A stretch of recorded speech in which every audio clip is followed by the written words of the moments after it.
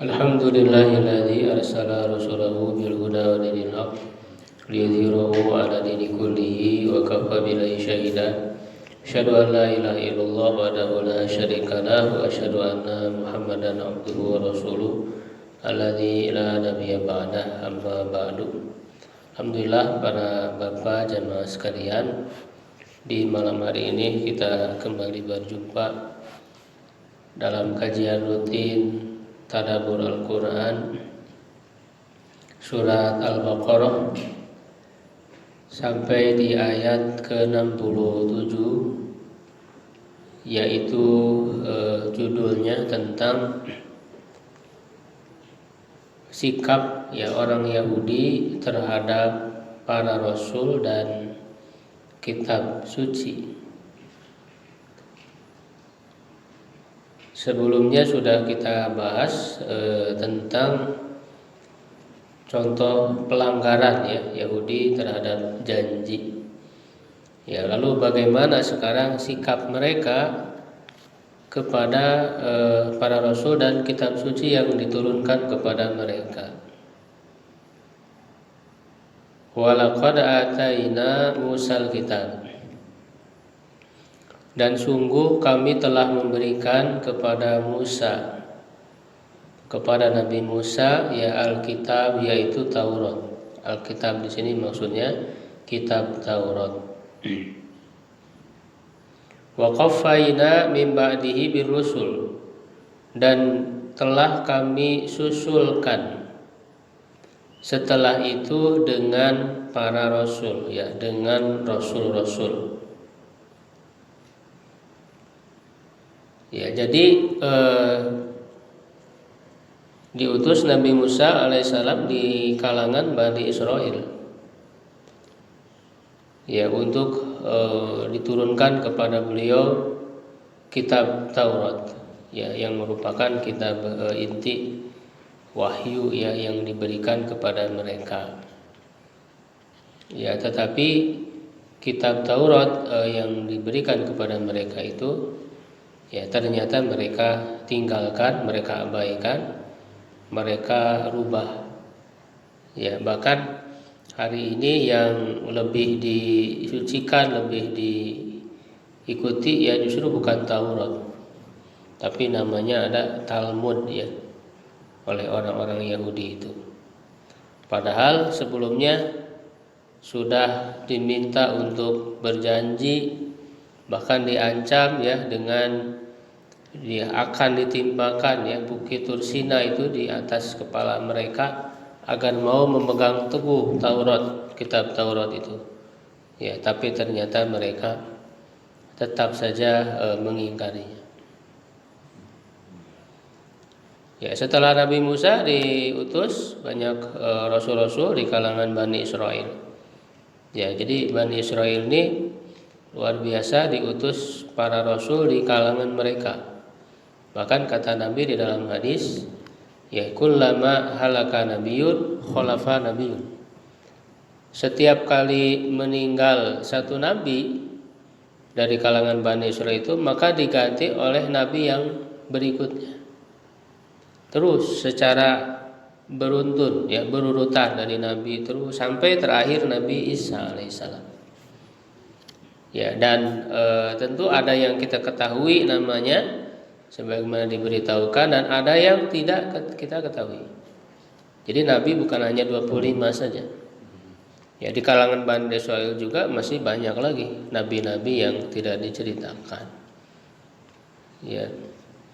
Begitu misalnya ada Yusha bin Nun setelah Nabi Musa itu, yang dikisahkan di surat Al-Kahfi ketika Nabi Musa akan melakukan perjalanan ke Nabi Khidir untuk menuntut ilmu. Itu ditemani oleh seorang pemuda. Seorang pemuda ini adalah Yusha bin Nun, yang nanti akan menggantikan Nabi Musa setelah beliau wafat menjadi nabi. Yusha bin Nun itu. Banyak nabi-nabi yang lain sampai nanti terakhir Nabi Isa alaihissalam. Yang paling inti adalah dari nabi-nabi itu Nabi Musa. Ya, karena dari nabi-nabi itu ada yang lebih diistimewakan ya oleh Allah Subhanahu wa taala. Di suatu ayat disebut mereka adalah para nabi ulul azmi. Ulul azmi. Ya, yaitu ada 5 ya ulul azmi itu. Artinya mereka dilebihkan oleh Allah karena memang diberikan ujian yang lebih berat. Ujian yang lebih berat. Yaitu ulul azmi itu siapa saja? Nabi Nuh ya alaihissalam, Nabi Ibrahim, Nabi Musa, Nabi Isa, Nabi Muhammad. Ya, atau kalau yang anak-anak tuh menghafalnya itu disingkat jadi Mimin. Mimin apa saja Mimin? Muhammad, ya, Ibrahim atau Isa, Musa, Isa atau Ibrahim, Nuh, Mimin. Itu ulul azmi ya. Makanya di sini rasul-rasul tidak disebutkan oleh Allah.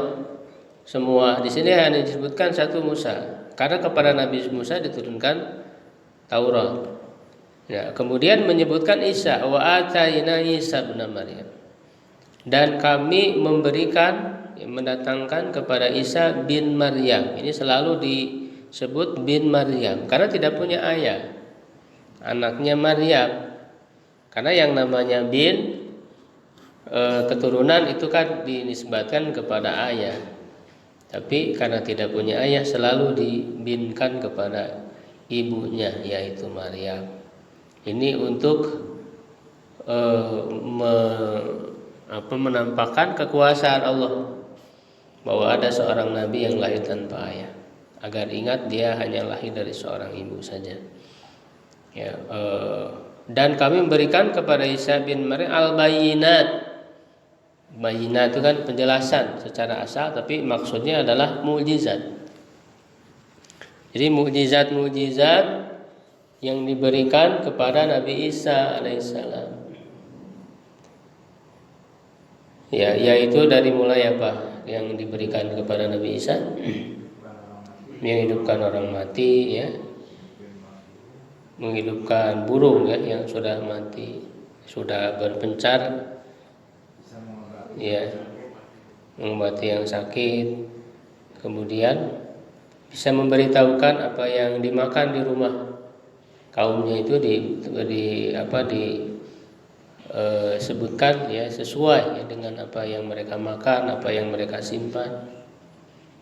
Ya, karena memang pada masa Nabi Isa alaihissalam yang menjadi hal yang paling ngetren gitu ya istilahnya, yang paling dianggap hebat yaitu ilmu kedokteran. Ya, makanya mukjizat itu datang untuk ya mengalahkan sesuatu yang paling hebat di zamannya. Ketika Nabi Musa mukjizat diberikan pada saat itu, kaumnya sangat menganggap hebat ilmu sihir. Maka Allah memberikan mukjizat kepada Nabi Musa yang mengalahkan sihir itu. Ya, jadi mukjizat itu diturunkan oleh Allah kepada para nabi untuk mengungguli obsesi manusia pada zamannya.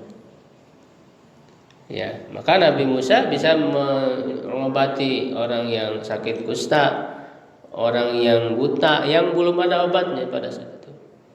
Bahkan menghidupkan orang yang sudah mati. Ya, itu di luar kemampuan manusia. Merupakan mukjizat ya dari Allah Subhanahu wa taala. Nah, maka Nabi Muhammad juga diberikan mukjizat yang mengungguli zaman umatnya. Sedangkan umat Nabi Muhammad itu kan tidak hanya pada saat beliau hidup, beda ya dengan nabi-nabi sebelumnya. Umat Nabi Muhammad sampai hari zaman, sampai kiamat. Nah, apa mukjizat yang abadinya? Al-Quran. Al-Quran ini bisa mengungguli semua ilmu yang dicapai oleh manusia hingga hari kiamat. Makanya kalau orang belajar Quran gak pernah ketinggalan. Dia akan mengungguli asal benar-benar belajarnya, didalami, tidak akan pernah habis kandungan Al-Quran itu. Berapa banyak fakta-fakta ilmiah yang ditemukan dan itu ternyata membuktikan kebenaran Al-Quran. Sudah ribuan fakta ilmiah, ya ketika baca Quran sudah ada di sini. Fakta ilmiah itu sudah disebutkan oleh Al-Quran.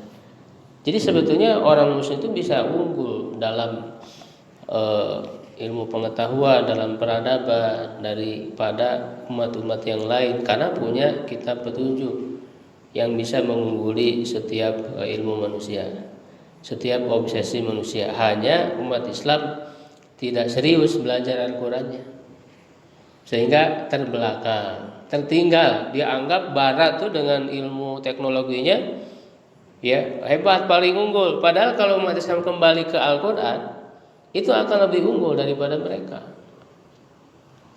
Itu harus diyakini seperti itu. Karena kata Rasulullah, ya innallaha yarfa'u bihadzal kitabi aqwaman wa yada'u bihi akharin. Sesungguhnya Allah akan mengangkat suatu kaum dengan Al-Quran ini. Kalau kembali kepada Al-Quran, Allah tinggikan derajatnya, ya, dan akan merendahkan umat lain yang mengabaikan Al-Quran. Kenapa umat Islam tertinggal, mundur, terkalahkan oleh orang-orang kafir? Karena hakikatnya umat Islam sudah meninggalkan Al-Quran. Al-Quran tidak lagi secara serius dipelajari.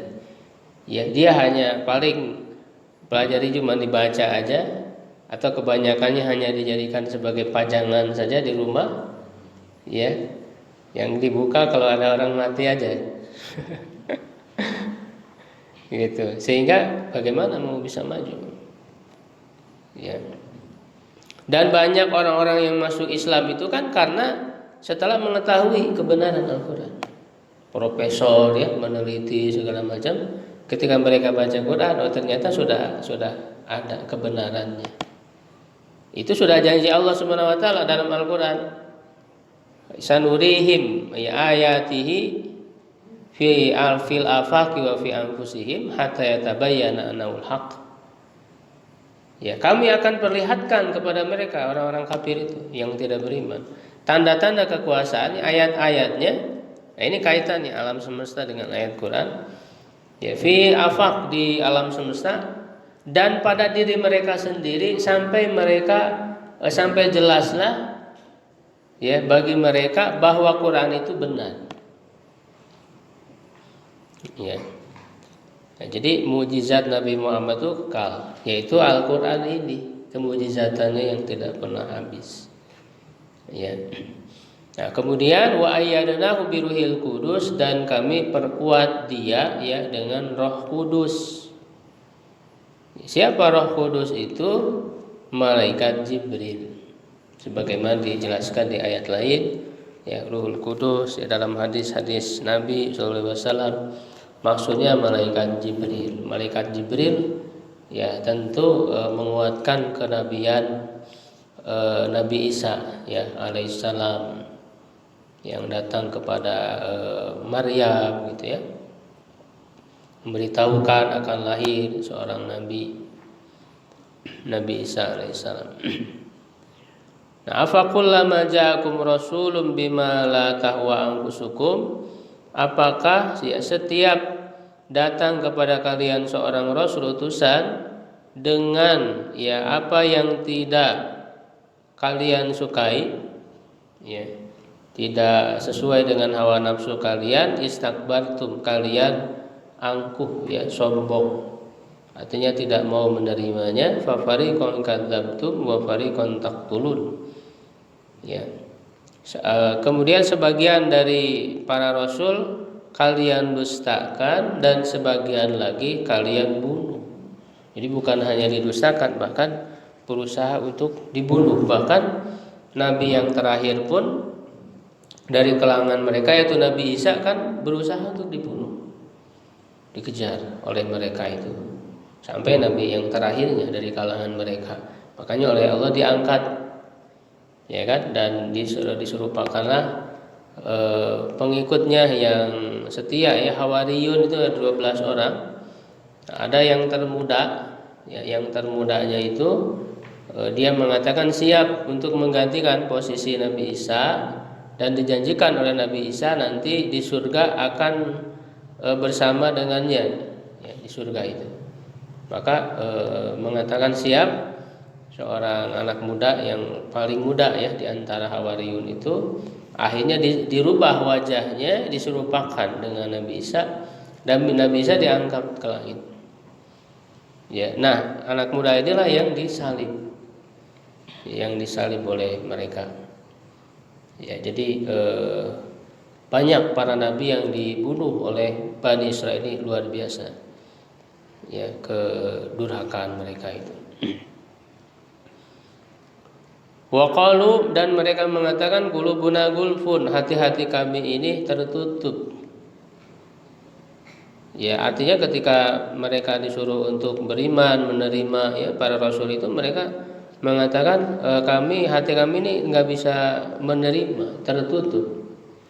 Ya, atau bisa juga sebagian tafsir menyebutkan gulfun itu sudah penuh dengan ilmu, tidak lagi butuh ilmu kepada kalian. Ya, makna yang kedua dari gulfun itu, tapi makna yang lebih kuat yang pertama. Ya, bala'anahumullah, bahkan Allah melaknat mereka dengan kekufuran mereka.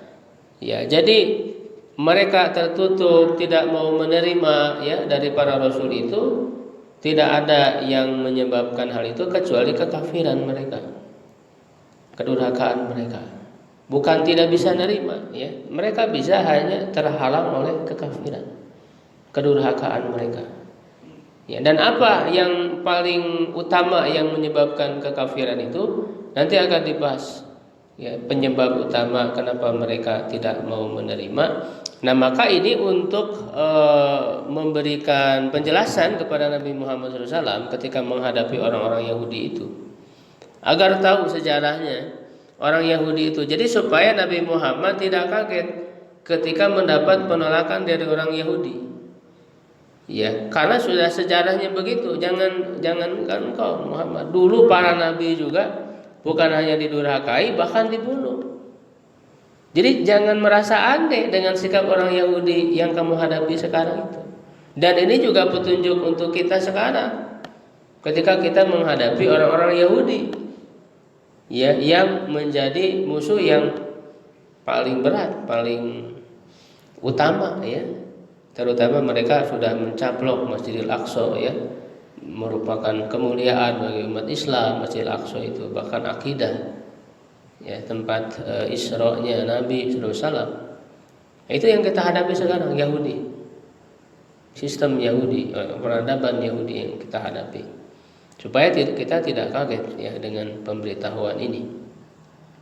Makanya karena Nabi Muhammad sudah tahu karakter mereka, strategi mereka ya dalam menghadapi Nabi Muhammad. Nabi Muhammad juga, akhirnya memiliki sikap dan strategi yang tepat menghadapi mereka. Ya, dan beberapa kali Nabi Muhammad itu kan berusaha untuk dibunuh oleh orang Yahudi itu. Berusaha untuk dibunuh. Dari mulai Bani Qainuqa ya, Bani Nadir, Bani Quraisyah, ya itu sempat ketika Nabi mau meminta bantuan kepada mereka untuk menebus karena kan sudah ada perjanjian ya, ketika tiba di Madinah itu Rasul sudah membuat perjanjian dengan orang Yahudi untuk saling membantu ya, ketika ada yang ditawar dari penduduk Madinah untuk sama-sama menebusnya. Ya, Nabi Muhammad meminta tebusan bantuan untuk menebus. Ketika tiba di rumah mereka itu, tiba-tiba mereka kan merencanakan untuk membunuh Nabi. Ya, dengan cara ada anak muda dari mereka yang naik ke atas genting lalu menjatuhkan kayak mesin begitu ya, besi mungkin ya, agar menimpa Nabi.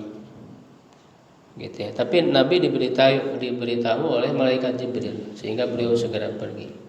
Dan setelah itu menyiapkan pasukan untuk memerangi mereka, ya, mengusir mereka. Ya, sikapnya sama ya. Jadi yang dihadapi oleh Nabi ya persis seperti yang disebutkan di dalam Al-Qur'an. Wa qalilan ma yu'minun, maka sedikit sekali mereka yang beriman. Ya, sedikitnya sangat sedikit sekali dari kalangan mereka, hanya beberapa orang yang masuk Islam dari Bani Israel itu ya. Ada Abdullah bin Salam misalnya ya, dari kalangan Yahudi ini. Tidak banyak ya.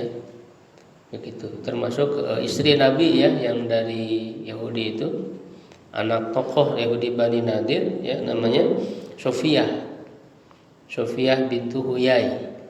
Huyai bin Akhtab itu tokoh Bani Nadir. Ya, ayahnya ya ingkar ya sampai mati pun dalam keadaan kafir. Hanya Sofiyah ini kan awalnya adalah tawanan kaum muslimin, tapi kemudian dinikahi oleh Rasul. Mas kawinnya adalah dengan membebaskannya ya, dan menjadi muslimah ya, menjadi solehah. Tentu kalau istri Nabi pasti solehah. Walamma ja'ahum kitabun min indillah musaddiqul lima ma'ahum, dan ketika datang kepada mereka kitab dari sisi Allah yang membenarkan terhadap Taurat ya yang ada pada mereka. Ya, jadi datangnya wahyu berikutnya, kitab berikutnya ya tiada lain untuk membenarkan kitab-kitab sebelumnya, karena semuanya berasal dari Allah, wahyu yang sama. Ya. Dan tentu Al-Qur'an ini menghimpun intisari dari semua kitab-kitab Allah yang sebelumnya itu ada di Quran, diberikan yang terbaiknya untuk umat akhir zaman ini. Sehingga tidak perlu lagi kepada kitab sebelumnya. Nggak perlu umat Islam belajar lagi Taurat, Injil, karena sudah ada di Quran, dan itu juga sudah mengganti ya hukum-hukum sebelumnya yang sudah dihapus ya, diganti oleh Allah Subhanahu wa taala. Nah, wa kanu min qablu yastabtihuna 'alal ladzina kafaru. Mereka itu sebelumnya ya meminta pertolongan terhadap orang-orang yang kafir. Ya, jadi orang-orang Yahudi itu kan ya mereka sebetulnya berdoa kepada Allah gitu ya, agar diutus nabi akhir zaman yang akan membantu mereka menghadapi orang-orang musyrik. Jadi sebelum diutusnya Rasul itu, mereka kan datang ya ke Madinah, dulu namanya Yasrib.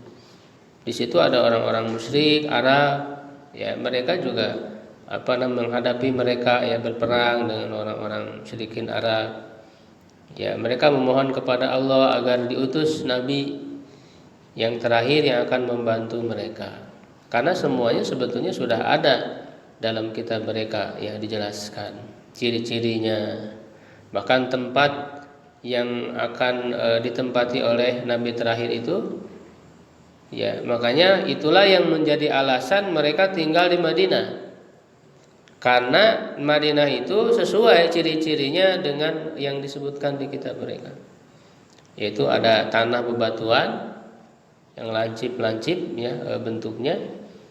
Nah, maka mereka tinggal di situ tujuannya untuk menyambut kedatangan Nabi terakhir, dan suka bercerita juga kepada orang-orang Madinah, yaitu kabilah Aus dan Khazraj yang nantinya menjadi kaum Ansor ya, yang masuk Islam, bahwa akan ada nabi terakhir gitu.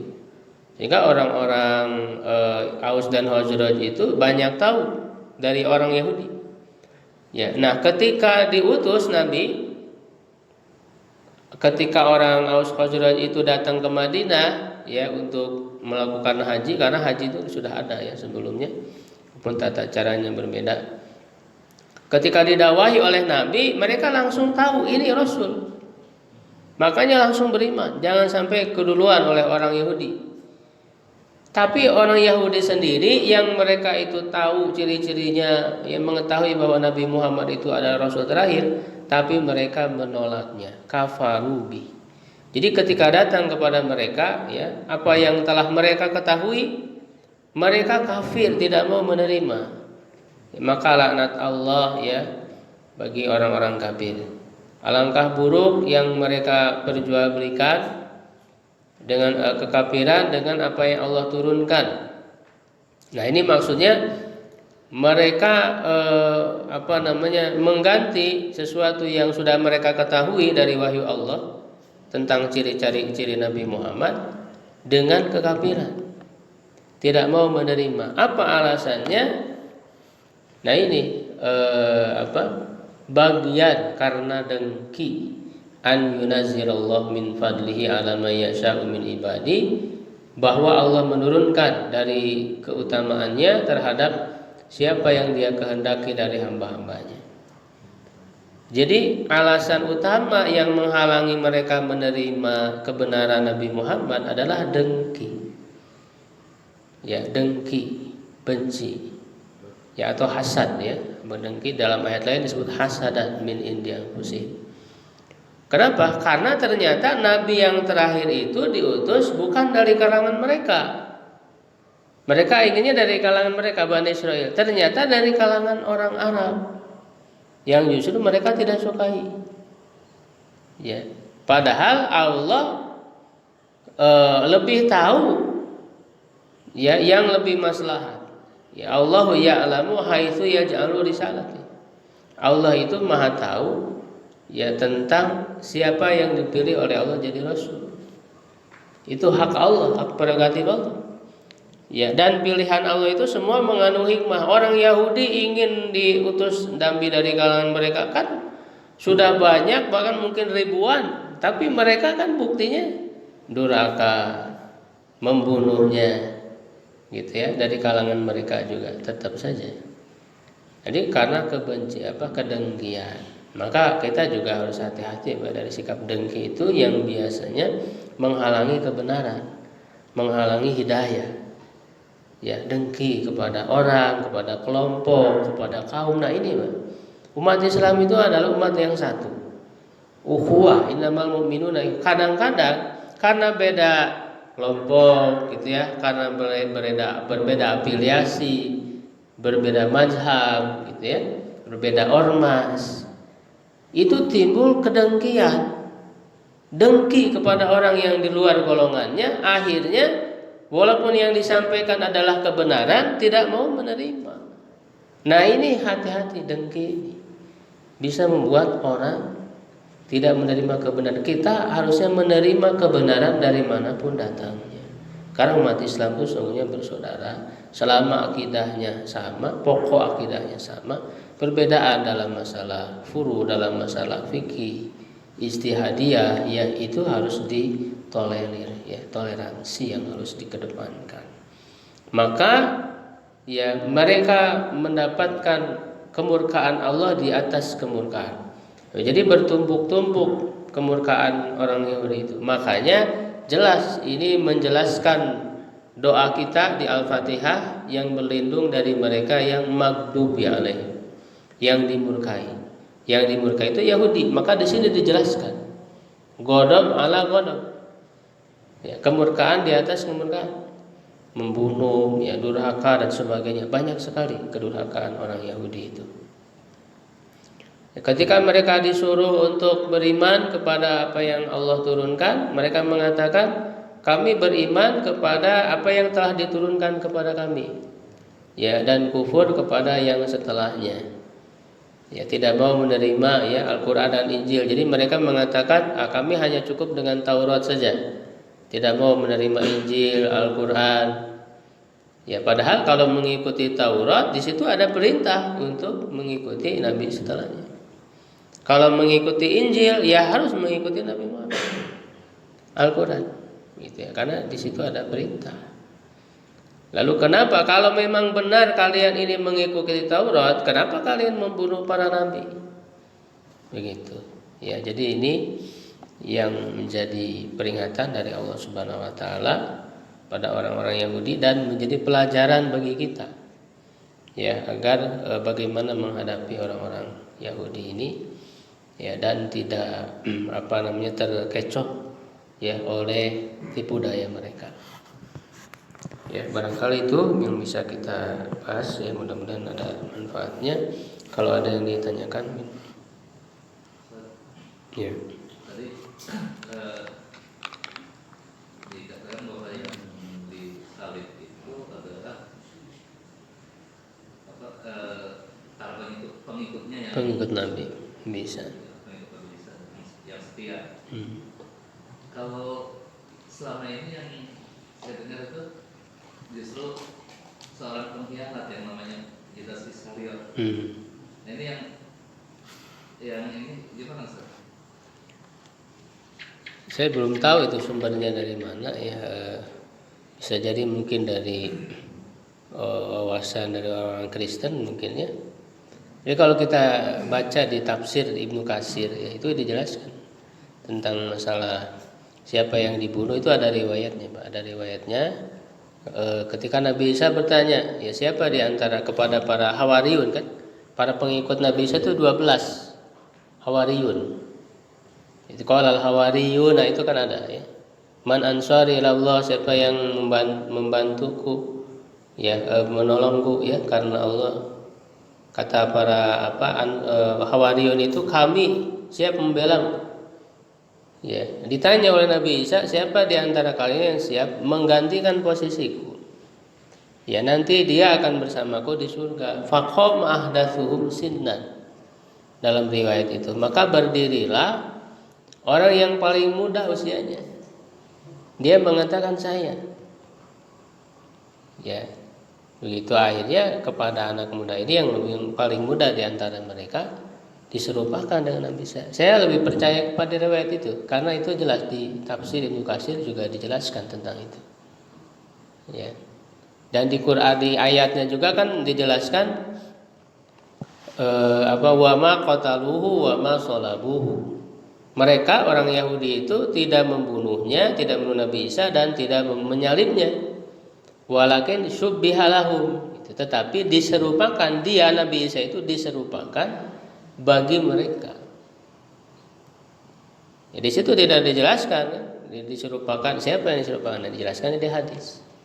Barrafa'ahullah ilaihi, tapi Nabi Isa itu diangkat oleh Allah kepadanya. Begitu. Jadi kita lebih percaya kepada riwayat-riwayat kita yang sahih.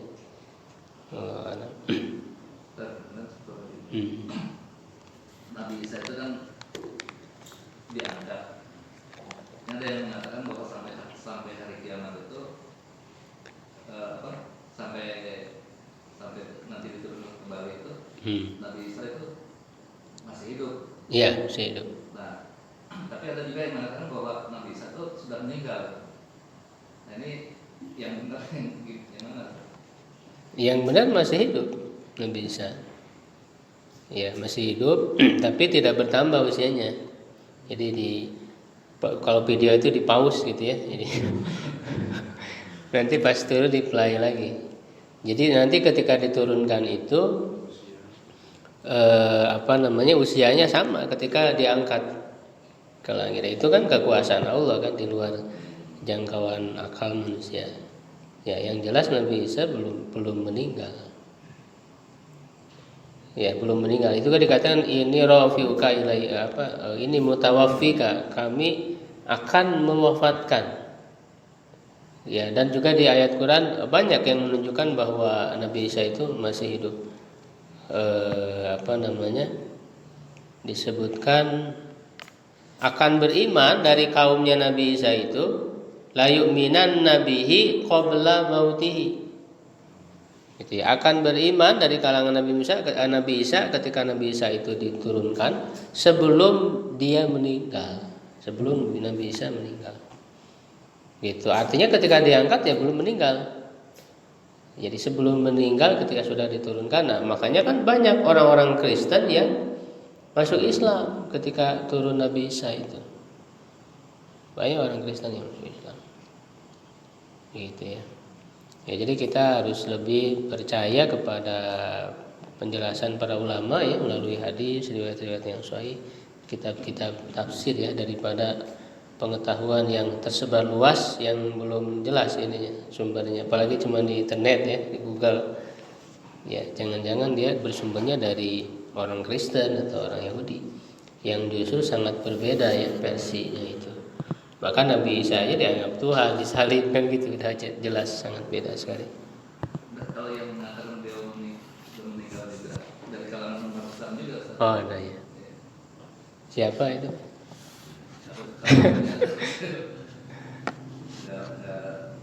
Nggak tahu saya. Jelas kok banyak dalilnya yang menunjukkan Nabi Isa masih hidup. Ya, syukran ala ihtimamukum. Qul qouli hadza wa astaghfirullah li wa lakum. Assalamualaikum warahmatullahi wabarakatuh.